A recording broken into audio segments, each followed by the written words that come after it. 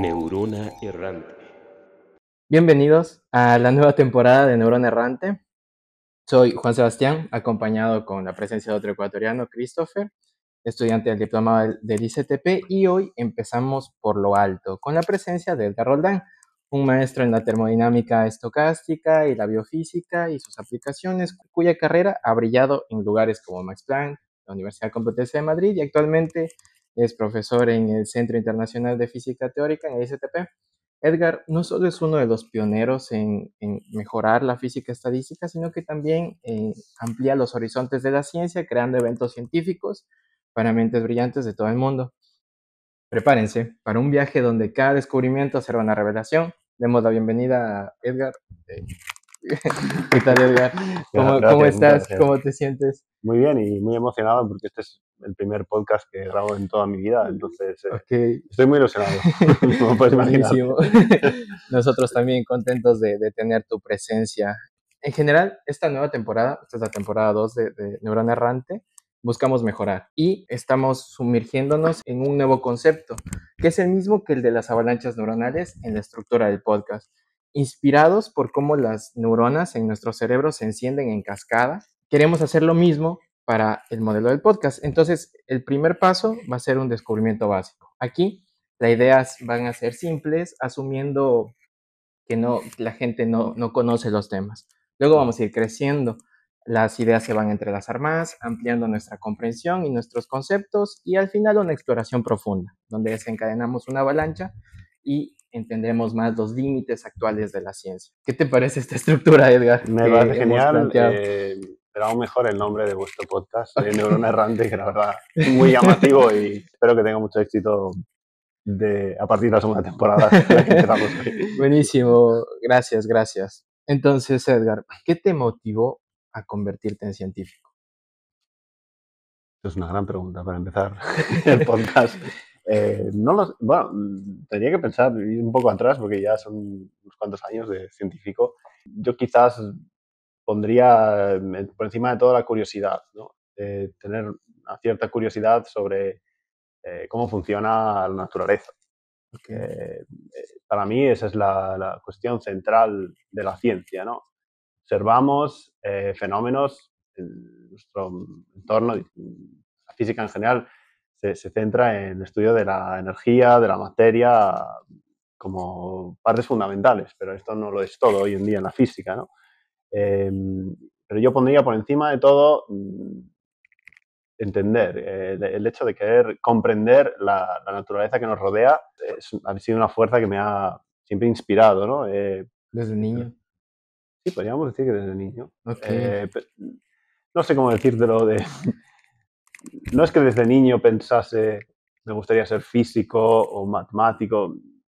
Yo creo que esa es una decisión que la tuve mucho más adelante, cuando había que elegir qué ramo. Yo quería ir a la universidad. Claro. Y había que decidir qué tipo de licenciatura, carrera quería estudiar. Ni siquiera ahí lo tenía claro que quería hacer física.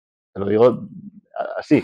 Tenía quizás el 50% que quería hacer matemáticas o física, incluso ingeniería me llamaba la atención. Y si puedo añadir algo aquí, esto también es porque no hay mucha publicidad de qué es la ciencia y no llega mucho a la sociedad. Es verdad. Ni siquiera un estudiante de secundaria no sabe qué hace un físico o un matemático. Por lo tanto, tuve que poco a poco crear mis intereses a partir de lo que me gustaba, me interesaba, ¿no? Claro. Y justo mencionas esto de que falta un poco que se sepa más de la ciencia, y por eso, para la siguiente pregunta, propongo como que una idea mental.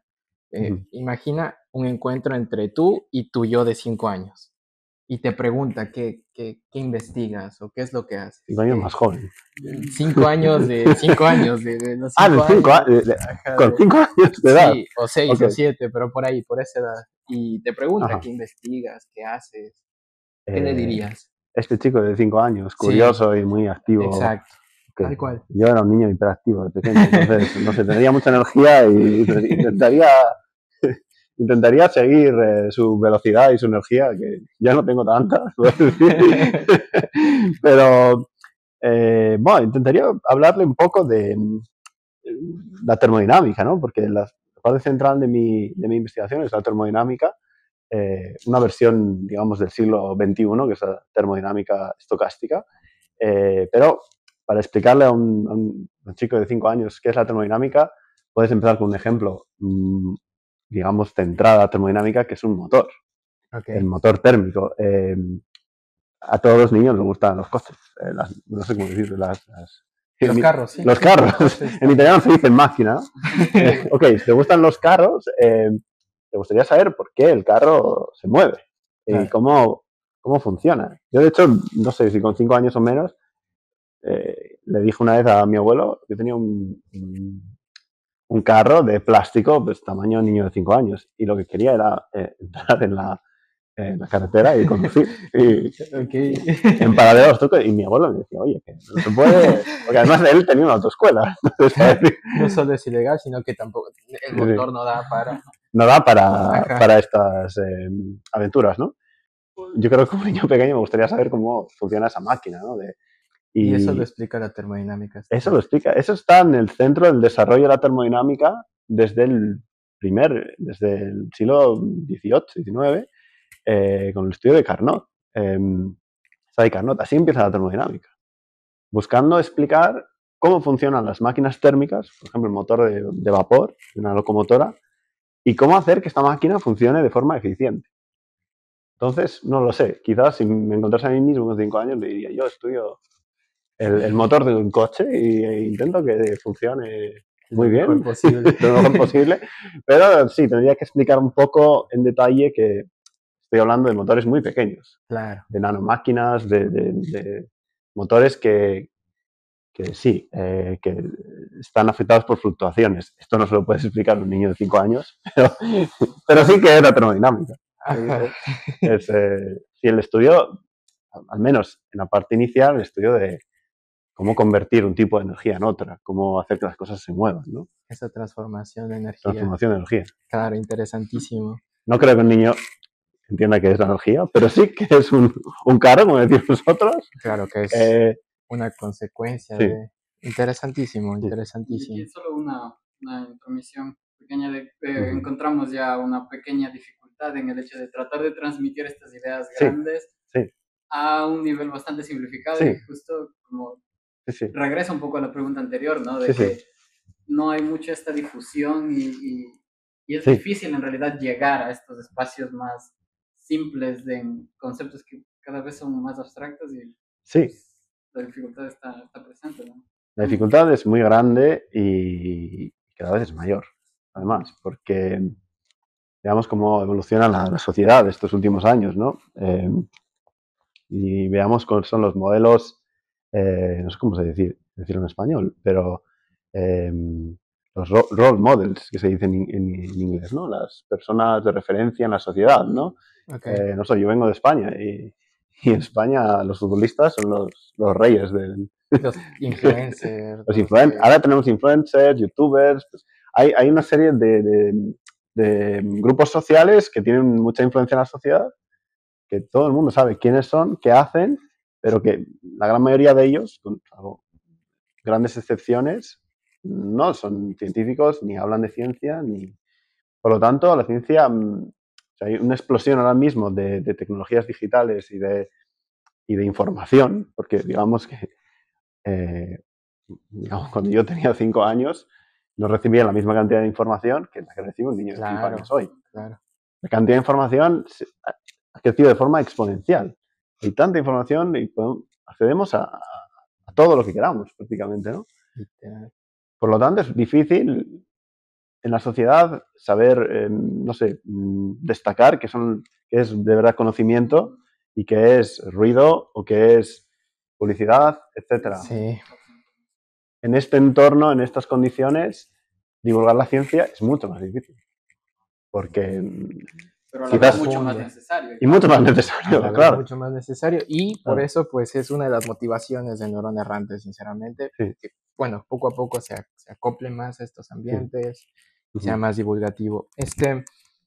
Bueno, voy a pasar un poquito de página. Richard Feynman, menciona que el placer de descubrir cosas por uno mismo es uno de los placeres más importantes que un científico experimenta. Sin duda. Sí. En todos tus aportes Sin duda. científicos, ¿cuál es el que más te ha impactado?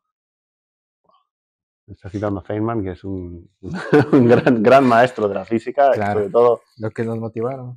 sí, a mí me gustaría destacar sus libros. De todos los estudiantes de física que no conozcan los libros de Feynman, yo les recomiendo que vayan a la biblioteca mañana o esta tarde. No solo el contenido, sino las ideas, ¿no? Y cómo explica Feynman la física es único. Yo he estudiado con esos libros y me han inspirado mucho, sobre todo la forma en la que explica la física. Sí, estoy muy de acuerdo con esta idea de descubrimiento. Es muy emocionante porque estás buscando, estás yendo a las fronteras de lo que se conoce, ¿no? La ciencia, el objetivo es descubrir, no es solo comprobar una teoría que ya existe. Esto es una gran parte de la física y de la ciencia, es verificar que la teoría que ha hecho mi amigo Juan es verdad. Yo hago un experimento y veo que tu teoría es cierta, pero tiene una gran parte de descubrimiento. Yo puedo hacer un experimento o un experimental en un laboratorio y descubrir algo, y hacer observación. Y tú puedes hacer una teoría que descubre un nuevo fenómeno, una nueva idea, y esto es realmente el motor del científico. Es el placer de descubrir, le el llama placer de Feynman, descubrir. el libro de Feynman se llama. Sí, porque es algo difícil de explicar. No es algo que puedas compararlo con una experiencia cotidiana, usual, pero es muy bonito. Sí. Es muy bonito y es muy enriquecedor todo el proceso, además, ¿no? Porque descubrir algo no lo descubres, siempre te ponen la idea de que a Newton se le cayó la manzana en la cabeza y de repente tuvo la idea de la segunda ley de Newton, que explica cómo los planetas interaccionan entre ellos y por qué la Tierra gira alrededor del Sol. Claro. Da por seguro que no fue así. Ajá. En el sentido, Newton estaba pensando en estas ideas durante años, igual décadas. Así es como funciona la ciencia, ¿no? Te lo digo personalmente. Los proyectos que más impacto han tenido en la ciencia no han sido ideas de esta tarde hablamos, tomamos una birra y se nos ocurre algo. No, son ideas que se maduran en el cerebro durante mucho tiempo y un buen día descubres por qué los 999 días anteriores estabas cometiendo errores. Sí, y todo lo que hacías no tenía sentido. Eso es, la verdad, el momento más bello de la ciencia, donde sabes por qué no eras capaz de entender ese fenómeno y encuentras una explicación más simple y más sutil, pues si tienes la suerte de encontrarla, porque muchas veces... El eureka. El eureka, sí. Y justo Giorgio Parisi en su libro de Wonders of Complex Systems, la belleza de los temas complejos, menciona el proceso de las ideas y siempre menciona que el inicio es estar muy metido en el proyecto, mucho tiempo. Crear hipótesis y ahondar mucho en el problema y de ahí olvidarlo, y de ahí dejarlo. ¿Qué pase? Puede pasar 1, 6 meses y ahí vuelve. Y a veces de la nada la idea que combina bien, a veces otra vez estás estudiando, lo pone como un esquema de los pasos de cómo nacen las ideas. Y probablemente la sociedad no entiende esto, que la ciencia es un proceso a largo plazo, que da los resultados muy, muy a largo plazo, que no es como trabajar en una panadería que haces el pan, lo metes por la mañana y a la tarde tienes el pan. No funciona así. No funciona así. Entonces... probablemente se está perdiendo paciencia a todos los niveles. Todo tiene que ser rápido, instantáneo y gourmet, podríamos decir, ¿no? Sí, claro. Claro, sí. La ciencia no funciona así. Es muy a largo plazo, son mucho tiempo y sí, necesita apoyo constante porque problemas muy, ¿cómo decirlo? Muy desafiantes y complejos, no se pueden resolver en una tarde. Y muchas veces, otra cosa que quiero añadir, es que no lo resuelves solo. Es a partir de una colaboración. Quizás estás hablando con un colaborador o estudiante tuyo más joven, tiene una idea y esa idea es la que faltaba para para hacer el descubrimiento. Así que y me gustaría destacar esto, que trabajar solo puede ser gratificante, pero creo que hoy en día en la ciencia del siglo XXI no es suficiente. Es una ciencia colaborativa donde hay que comunicar con tus colaboradores y hacer redes de científicos para avanzar. Claro, el colectivo genera colectivo, más, sí. más Jugar en ahorro. equipo, dicho de una forma Claro. simple, ¿no? Y en estos descubrimientos que has tenido, ¿no tienes como que tu favorito, el que más crees que te impactó y que recuerdas que, wow, cuando lo descubrí fue increíble? Es una buena pregunta, Ok. porque digamos que ha habido dos fases en mi investigación. Uno fue cuando, después de acabar mi doctorado, fui a trabajar a ICFO. Creo que no lo has mencionado en mi carrera, pero estuve un año en Barcelona, en un laboratorio. Yo soy un físico que ha hecho fundamentalmente teoría y simulación, pero empecé a trabajar dentro de un laboratorio. Bueno, ellos hicieron el experimento, yo hice la teoría. Una máquina, como un motor de un carro, como llamáis vosotros, a una escala microscópica. Y yo hablaba antes de Carnot. Carnot hizo una teoría que fue el inicio de la termodinámica, el motor de Carnot, en la cual él demuestra, él era un estudiante de máster, él demuestra que la máquina más eficiente que se puede construir es lo que se llama hoy en día la máquina de Carnot. Es un ciclo termodinámico en el cual coges bueno, él ni siquiera hablaba de un motor, él hablaba de una sustancia que hacías ciclos de compresión y expansión, igual que hace un motor. Tienes la gasolina, la comprimes y luego la expandes. Y entre medias había otros procesos como calentar la gasolina, entre comillas, dejar expandir el gas, etc. Él encuentra un protocolo, una manera en la cual manipulas este motor, en la cual obtienes la mayor eficiencia que se puede obtener, que es la eficiencia de Carnot. Él tuvo una idea teórica y no hubo ninguna realización, ningún experimento que hiciese una máquina de Carnot. Y fundamentalmente porque la máquina de Carnot requiere, esto va a ser una historia un poco larga, requiere que hagas un par de procesos, o sea, una compresión que se llama adiabática, en la cual, según Carnot, tienes que, el motor se tiene que aislar del entorno, Claro. en el cual no intercambia energía con el entorno, y comprimes el motor en uno de esos 4 procesos que tiene el ciclo, comprimes el motor de forma adiabática. ¿Okay? Eso es necesario para hacer la máquina más eficiente que se puede construir.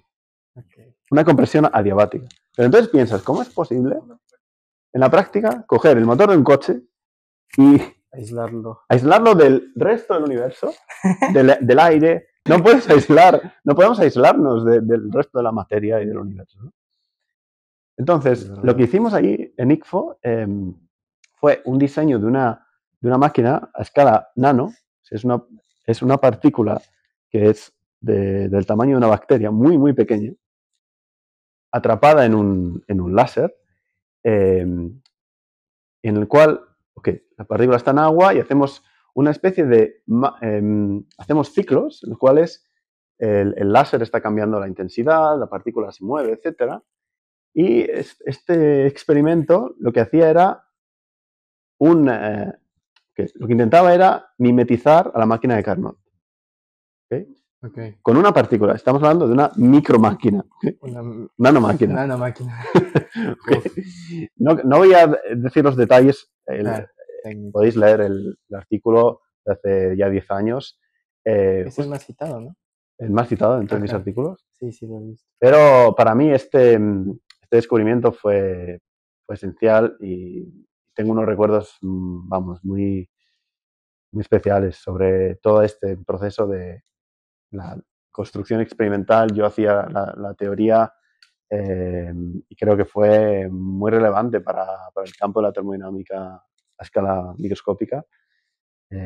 Sí, y la verdad, además tuvimos la triste noticia que nuestro supervisor, Dmitry Petrov, falleció durante ese mismo año. Entonces, fue un momento muy difícil para nosotros. Nos quedamos solos, de hecho, los más jóvenes, trabajando.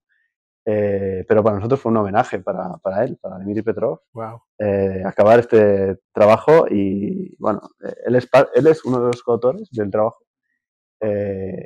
y hoy en día es un trabajo, digamos, un clásico dentro de las máquinas térmicas, las nanomáquinas, ¿no? Claro. Tiene teoría y Wow. experimento. Increíble. Sí, justo cuando hablas y de su relevancia, también ahí topas el segundo punto que habla Feynman en su libro El placer de descubrir, que el primer placer es descubrir, y el segundo es que sea útil, que lo que acabas de descubrir todos lo entiendan y entiendan lo que uno quiere transmitir. Buenísimo, buenísimo. Felicidades. Bueno, lo que pasamos ahorita es como que el nivel 1. Entonces vamos al nivel 2, a avanzar un poquito más y bueno, la ciencia avanza con el filo entre la imaginación y la realidad. Los experimentos mentales son la herramienta con la que han empezado múltiples investigaciones. Einstein se imaginaba la dinámica de los rayos y cómo él los vería si iba a la misma velocidad. Otro ejemplo es el demonio de Maxwell, el motor de Szilard y más. En la actualidad, ¿cómo ves el papel de los experimentos mentales para formular nuevas teorías? Sigue siendo esencial, diría yo, porque es ahí donde empieza. El laboratorio del ser humano es su mente. Es ahí donde empiezan las grandes ideas. No podemos olvidar el experimento porque muchas veces las mejores ideas surgen después de haber visto un experimento. Pero sí, como dices, los experimentos mentales son esenciales, porque sobre todo aquellos que son ideas intuitivas, ¿no? Intuitivas por ejemplo, el motor de Szilard, el demonio Maxwell, son ideas simples, pero que luego conscientes importantes. Teóricas importantes. Sí, sí. Y sobre todo desafiantes, ¿no? Porque el demonio de Maxwell, por ejemplo, hablamos de transmitir calor de una sustancia fría a una caliente. Claro. Tú tenemos aquí 2 vasos de agua, uno caliente y uno frío. Claro. Los mezclas, llegarán a una temperatura intermedia, ¿no? El vaso caliente le dará calor al frío, ¿no? Sí, lo normal. Lo normal. Ajá. Experiencia cotidiana. Lo que no es normal o no estamos habituados a verlo es que el frío le dé calor al caliente. Claro. ¿Ok? Pero Maxwell tuvo esa idea mental de cómo se podría transmitir calor de frío a caliente. Sí, sí, sí. Y justo mencionando, pues el experimento de Maxwell es un experimento mental en el que está bueno, ahora se le llama demonio, pero lo escribe como un ente inteligente. Un ente inteligente. Que abre una puerta y altamente observador y clasifica las partículas más calientes y más frías. En conclusión de este experimento, lo caliente se hace más caliente y lo frío se hace más frío. Sí, sí. Esta es la conclusión. Sí. Y se pueden considerar analogías de estos resultados solo con los resultados. Por ejemplo, en economía, el rico se hace más rico y el pobre más pobre. Seguimos con la base de experimentos mentales. O sea, entiendo que la base es, como dice Maxwell, to pick a hole, de encontrar un vacío en la entropía, pero ¿se puede hacer analogías en otras áreas solo con estas bases? Sí, estas analogías están a la orden del día. Digamos, la ciencia ahora mismo está buscando hacer estas analogías. Por ejemplo, hacer la economía ahora, hay una rama que se llama la economía matemática. Y los económicos, la gente en la bolsa, si saben, aquellos que saben matemáticas tienen una ventaja, ¿no?, sobre aquellos que no, porque pueden predecir qué pasará con el valor del mercado en el futuro. Si tienes esas herramientas. Entonces, ahora mismo sí, se intenta hacer este tipo de analogías entre diferentes campos. O sea, la neurociencia es un ejemplo de... Están mezclando física con medicina, en cierta manera, ¿no? Sí. Y me he olvidado un poco la pregunta. Me decía, sí, que el rico que se convierte más rico y el pobre más pobre. Tal como en el de Maxwell, lo caliente más caliente, lo frío más frío. Sé que son muy robustas las analogías, pero puede ser la base para entender, porque al final es un demonio el que selecciona cuál pasa y cuál no, y no sé, en economía pueden estar estas manos de la mano invisible de Adam Smith, que selecciona. Sí, sí. No sé. Bueno, al final el demonio de Maxwell se basa en información, ¿no? Sí. Hay un ente que puede observar un sistema y luego tomar acciones dependiendo de la observación. ¿Y tú, Edgar, consideras que cada vez son menos comunes los experimentos mentales actualmente en la ciencia? Creo que no han disminuido porque sigue habiendo mucha gente haciendo experimentos mentales. Pero, por otro lado, lo que está creciendo mucho son estudios, digamos, de caja negra, en la cual le das unos datos a una caja negra, le haces una red neuronal, por ejemplo, machine learning, Okay. intentas que esa máquina aprenda y la base de tus descubrimientos empieza a ser lo que la máquina te ha dicho. Wow. Esto está creciendo mucho. Sí, muchísimo. Y tiene sus ventajas, porque tenemos esas máquinas para hacer estos avances, pero tiene también sus desventajas. Precisamente porque cada vez esto nos va a llevar a cada vez pensar menos por nosotros mismos. Wow. Entonces, para mí es algo que hay que proteger. El pensamiento libre, independiente y teórico. Y Wow. que no sea siempre dirigido o dedicado a entender cómo piensa una máquina, sino cómo pensamos nosotros, cómo podemos mejorar la ciencia con nuestra inteligencia. Relacionado un poco a esto, no sé, ¿qué opinas al respecto de la especialización cada vez más enfocada que hay en cuanto a la ciencia? Porque quizá, no sé, hace un par de décadas la ciencia era como que un poco más, digamos, los grupos de investigación eran como un poco más amplios, pero cada vez, mientras más va avanzando, cada vez las investigaciones son más en algo mucho más específico y ¿qué ventajas o desventajas podría tener esto? Porque parece que esa es una tendencia general que se observa, ¿no? Sí, pero es verdad. Pero podría ser también una tendencia natural de cuando ya se conocen las preguntas fundamentales en un tema. Puede ser que, sí, las grandes, digamos, preguntas centrales han sido resueltas y ahora empezamos a ir más en detalle. Pero me parece que es una consecuencia natural del avance del conocimiento. Cuanto más sabes, si quieres hacer algo novedoso, cuanto más se sabe de un tema, más especialista tienes que ser. Y también confiar en tus ideas tal vez más, porque pues como hay esta ruta normal de especializarte, pues uno la tiende a seguir porque todos lo hacen. Sí, pues capaz si tus ideas no son así, pues tal vez mantenerte confiando, creo que es importante. Tal vez, no lo sé. A mí me da un poco la idea de que al menos también hay una cierta tendencia en esta interdisciplinarización de las ciencias, en el sentido de que cada vez se van acoplando diferentes campos que antes no se hablaban entre ellos, pero ahora como que empiezan a hablarse y tratan de relacionarse un poco, ¿no? Sí, yo diría es una buena noticia, que los campos se comunican, ¿no? Y es un gran desafío, porque, por ejemplo, no sé, hay disciplinas donde ya no basta con lo que...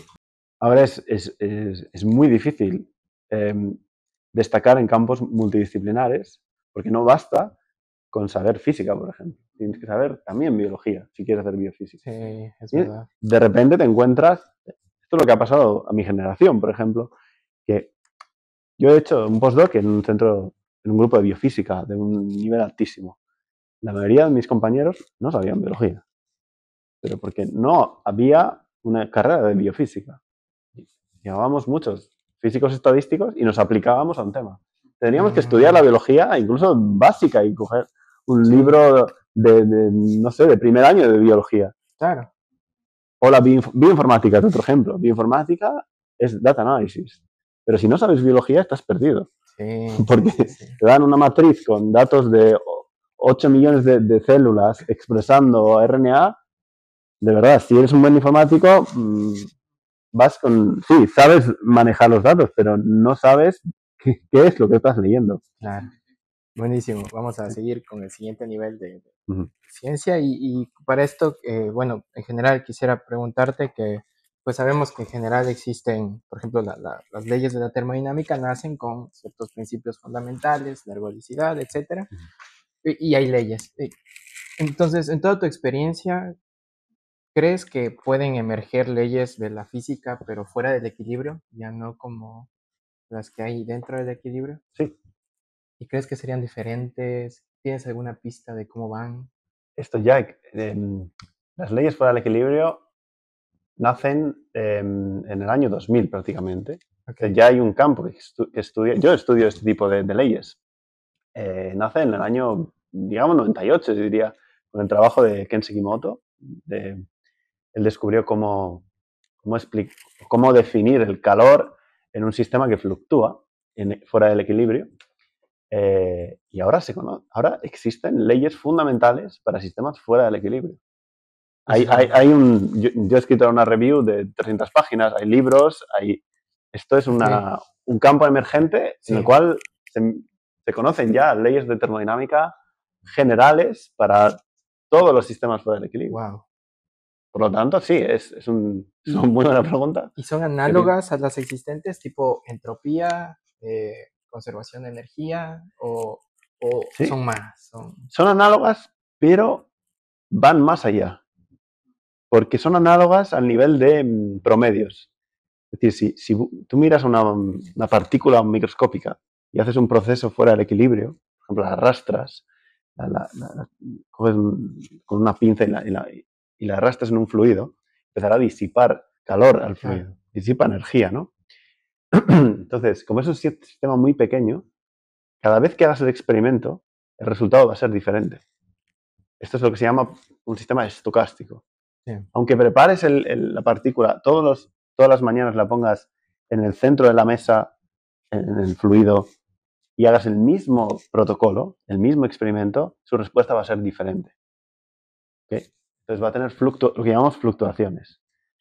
Por lo tanto, si quieres hacer termodinámica para este tipo de sistemas, nano o micro, necesitas tener en cuenta las fluctuaciones y el hecho de que si haces el experimento hoy o mañana, vas a tener un resultado totalmente diferente, incluso empezando con la partícula en el mismo punto. Esto significa que la dinámica no es determinista, no sigue las leyes de Newton, que sabes la posición inicial y vas a saber dónde va a estar dentro de un segundo. Aquí hay ruido, se mueve de forma un poco aleatoria, ¿no? Ruidosa. Y estas leyes de la termodinámica lo que hacen es introducir estos conceptos de energía, entropía, trabajo, todos los conceptos de los libros de termodinámica, los definen al nivel de un único experimento. Okay. Hablamos que ahora no hablamos del trabajo, hablamos del trabajo en un experimento. Y ese trabajo puede tomar cualquier valor. En un experimento, la entropía puede ser negativa. Claro. Yo lo he medido en un experimento. Puedes tener una fluctuación, un movimiento un poco extraño de la partícula que parece que está andando hacia atrás en el tiempo. Puedes verlo esto y se ha visto en el laboratorio, ¿okay? En muchos laboratorios. Transitoriamente, la partícula parece que está andando hacia atrás en el tiempo. Pero si haces muchas veces este experimento, muchas veces, y haces un promedio de su entropía estocástica, lo llamamos estocástica, esa entropía es positiva. Okay. Entonces, recuperas las leyes de la termodinámica clásica cuando promedias sobre muchos experimentos. Pero esta es esta riqueza de la parte estocástica, que es algo muy bonito y es un campo de investigación gigante y en expansión. Justo hablaste del tiempo. ¿Cuál es la definición de flecha de tiempo aquí en esta fuera del equilibrio? Porque pues he visto trabajos que mencionas de la flecha de tiempo. ¿Qué definición así en palabras se le puede dar a estos sistemas tan curiosos? Bueno, ahora que estoy pensando, me acabo de acordar que esta posibilidad de que la entropía pueda ser negativa, entropía producida negativa, a nivel microscópico, ya la hablaba Maxwell en sus estudios. En las cartas de Maxwell a su tío, que es a su tío, literal, ¿eh? Porque Maxwell se retiró durante un tiempo, se fue al campo, a vivir al campo, y seguía pensando en física y enviaba correspondencia con su tío. En una de sus cartas, donde, por ejemplo, hablaba del demonio Maxwell en una de sus cartas desde el campo, suelo decir que en una de estas cartas hablaba de la posibilidad de que la segunda ley de la termodinámica fuese una ley estadística. Estadística en el sentido de que los sistemas están continuamente teniendo entropía negativa, pero estadísticamente ocurre más. Hay más producción de entropía positiva que negativa. Okay. Esto ya lo ideó Maxwell, pero no lo formalizó. Ahora hay una teoría que lo formaliza. Pero Maxwell, adelantadísimo. Y fíjate que se tuvo que retirar al campo y... La importancia de los experimentos mentales, claro. Wow. Sí, bueno, aquí lo que puedes decir es, tú puedes preparar un experimento en el cual haces una manipulación, no sé, mueves una... No sé cómo decirte, comprimes un gas, por ejemplo, ¿no? Ese es el proceso, un proceso, y haces el proceso reverse o el proceso hacia atrás en el tiempo, que es expandir el gas. Yeah. Entonces, la noción de flecha hacia atrás en el tiempo es un poco estadística, pero significa que si el gas es muy pequeño, es una partícula, a veces, cuando comprimes el gas se está comportando de una manera como si estuviese siendo expandido. Okay. O sea, tienes una evolución muy rara para tu... Por ejemplo, imagínate que hay una persona que empuja tenemos un vaso aquí en la mesa, ¿no? Y Yeah. es un vaso de cristal. Hay una persona que empuja el vaso. Empujas el vaso, lo que esperas es que el vaso caiga y se rompa en mil pedazos. Sí. Lo que no esperas es que cuando empujas tengas que el vaso venga hacia atrás. Claro. Que los fragmentos del vaso se conviertan en un vaso en la mesa, vaya hacia atrás en el tiempo. Pues esto, a nuestra escala macroscópica, donde el vaso tiene 10 a la 23 partículas, un cero seguido, no sé, millones de partículas, esto no ocurre porque hay una probabilidad infinitamente pequeña de que esto ocurra. No lo veremos en nuestras vidas. Sí. Pero cuando el sistema es muy pequeño, esto puede ocurrir. Okay. Aumenta esta probabilidad cuando el sistema es más pequeño. Cuanto más pequeño, más probabilidad de que esto ocurra. Interesante, qué interesante, Edgar. Decae exponencialmente con el número de partículas. Ahora, entonces, ¿qué significa, ¿no? la entropía en ese sentido? Porque vemos que a la final son solo propiedades como emergentes dentro de un ensamble, un colectivo de procesos. Es un concepto, sí, que crea mucha confusión. Porque, sí, hablamos de entropía, que siempre se habla de entropía del sistema, pero la segunda ley no es sobre un sistema. Por ejemplo, dicen, bueno, la entropía siempre crece. Coges un globo, ¿no? Entropía es una medida de desorden, ¿no?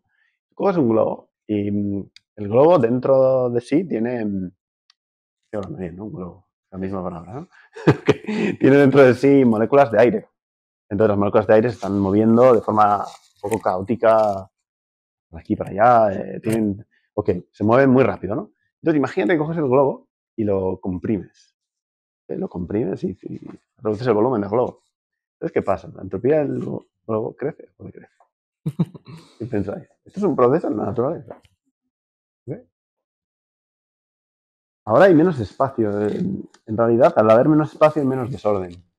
La entropía del globo ha decrecido. Entonces dices, bueno, ¿cómo es posible? Si me están diciendo todo el mundo que la entropía siempre crece. Siempre.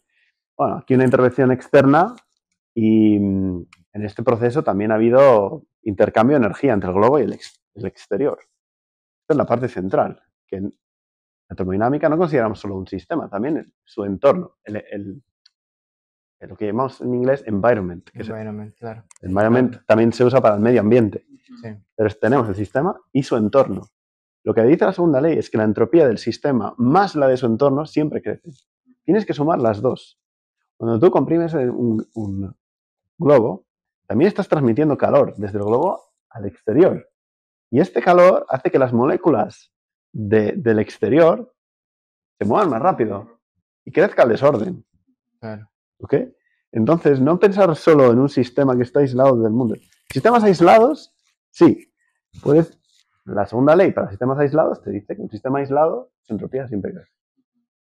Pero en la práctica no somos sistemas aislados. Para nada. No, y es importante, o sea, la mayoría de, otra vez volviendo a los experimentos mentales, han sido pues considerando este aislamiento de un ejemplo. Quizás empezar a pensar ya no solo en el aislamiento, sino en el todo. Es importante tener esta perspectiva. Esencial, a todas las escalas, ¿eh? Incluso una célula, puedes decir, bueno, una célula siempre va a crecer entropía. Dices, bueno, hay fases del desarrollo celular que parece que hay que no está creciendo el desorden, sino el orden. Claro. Una célula... Aparte, las ven muy ordenadas en las fotos. Sí, puedes ver por ejemplo, la mitosis. Bueno, hay un proceso de desarrollo celular. Al principio tienes la cromatina, el DNA todo comprimido, un poco desordenado, y luego se forman los cromosomas. Este proceso, si tú miras solo la información genética, yo diría, ahora hay más orden que al principio del proceso. Por lo tanto, diría, tiene menos entropía. Dice, bueno, es que una célula rompe la segunda ley de la termodinámica. En realidad no, porque para hacer este proceso tienes que gastar mucha energía, disipar mucho calor. Entonces tienes que crear desorden en algún sitio. Sí. Y la célula, de hecho, necesita energía, ATP, y crear desorden a su alrededor. Muy valioso, muy buena perspectiva este juego de las entropías. Bueno, ahí cerramos esta sección. Quiero continuar y quiero introducir un tema que es que en todo el mundo hay problemas emergentes a diferentes escalas. Guerras, narcotráfico, calentamiento global, desinformación, etcétera. ¿Cómo puede aportar la ciencia a estos conflictos emergentes? Me gustaría saberlo y tenerlo claro. Sería muy interesante que la ciencia pudiese, no sé, aportar a guerras, narcotráfico, como dices tú. Bueno, aportar a eliminar el fenómeno sería bueno. Sí, sí, es una gran pregunta, pero no lo sé. Quizás es que no están en las manos de la ciencia. No lo sé. Ojalá la ciencia pudiese ayudar en estos problemas, porque sí, son la pobreza de otros, ¿no? El cambio climático parece más claro, porque allí hablamos de un fenómeno atmosférico donde la física tiene mucha importancia, la física del clima. Claro. Pero fíjate lo que está pasando. Incluso los científicos se reúnen, hacen conferencias, recomendaciones, y hay países que no siguen estas recomendaciones. Los otros problemas quizás están un poco fuera de la capacidad de la ciencia actual. No sé, en el futuro. Para cerrar la última pregunta, nosotros hacemos que el anterior podcast, queremos que todo esté conectado. Entonces, el anterior podcast deja una pregunta para el ponente del futuro y así, todos han Me dejado gusta. sus preguntas. Por eso se llama la neurona errante. Se llama, Exacto, neurona errante. Okay. Es Y errante. la persona del anterior podcast se llama Mariana Paredes, ahorita científica, se está graduando y se especializa en el clima. Y te deja esta pregunta, dice, ¿crees en el libre albedrío? Wow. Esta es una pregunta de neurociencia. Wow. ¿Crees en el libre albedrío? Yo personalmente sí creo en el libre albedrío.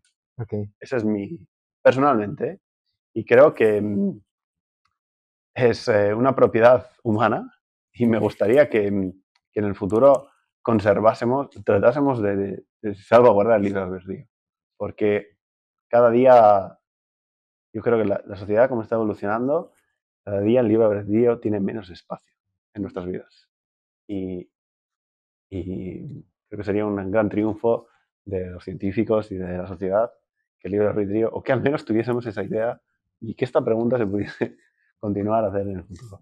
Qué bien, qué bien. Solo añadiendo, es interesante lo que mencionas, porque, claro, a pesar de que a nivel fundamental podamos o no tener libre albedrío, a nivel práctico muchas veces parece que estamos empujados hacia todos pensar lo mismo y una corriente de pensamiento y a tomar acciones en base a cierto modelo de sociedad. O sea, a la final, si es que tenemos o no libre albedrío, capaz que ni siquiera es lo más importante de preguntarse. Lo que en la práctica se ve reflejado. Yo personalmente tengo la sensación, yo nací en los 80, entonces tengo la sensación de que hay menos espacio para el pensamiento libre ahora mismo, hoy en día.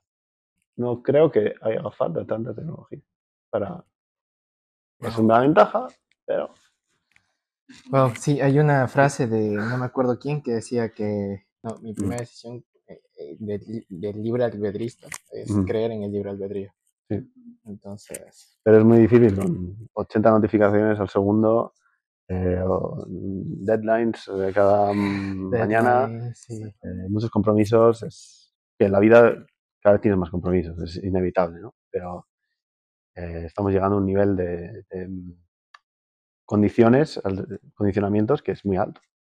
Wow. Y hay que hacer tantas cosas. Hay que ser hay que tener éxito en tantas cosas que al final, cuando respiramos y tenemos un momento de inspiración, cada vez es más difícil. Edgar, este episodio fue buenísimo, importante para mí porque tú fuiste el primer científico que me dio la oportunidad de conocer la ciencia fuera del Ecuador. Y en parte esto me motivó a dar una idea a mis amigos para crear un podcast, conocer perspectivas de afuera a los demás. Tu trabajo no solo avanza en la ciencia, sino que también nos invita a contemplar preguntas fundamentales sobre la física, la importación interdisciplinario, mantenerlos libres. Y nada, nuestra audiencia de Neurona, esperemos que esta conversación les haya ofrecido una perspectiva única sobre la ciencia. Estamos grabando desde el ICTP. Gracias, Christopher, por estar. Gracias, Edgar. Continúen explorando, cuestionando y maravillándose sobre las infinitas posibilidades que existen. Hasta la próxima. Gracias. Muchas gracias por esta invitación. Gracias, Edgar.